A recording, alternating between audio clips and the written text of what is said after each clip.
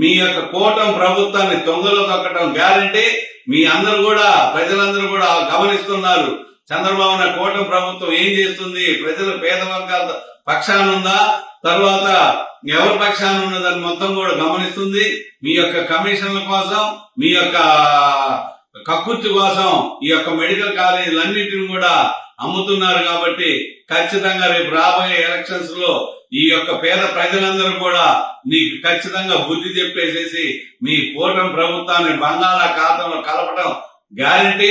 ఎందుకంటే ప్రజలు గమనిస్తున్నారు, గొర్రెలేం కాదు నువ్వు చెప్పినవి ఇది చేయటానికి. నువ్వేదో అనుకుంటున్నా ఆంధ్రప్రదేశ్ ప్రజలందరూ కూడా గొర్రెల టైపు నేనేం చెప్తే అది వింటారు అని ఊరికి అబద్ధాన్ని చెప్పి చెప్పి చెప్పి పెద్ద పెద్దగా గట్టిగా అబద్ధాన్ని చెప్పినంత మాత్రం అది నిజం కాదు.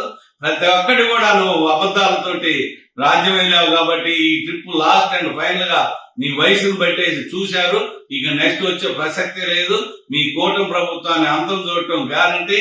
కాబట్టి ఇప్పటికే గమనించి ఆ పేద ప్రజల కోసం, పేద విద్యార్థులు చదువుకునే డాక్టర్లు అయ్యే విద్యార్థుల కోసం ఖచ్చితంగా నువ్వు ఈ యొక్క ప్రైవేటిజం చేసేటటువంటి కార్యక్రమాన్ని రద్దు చేసుకుంటావని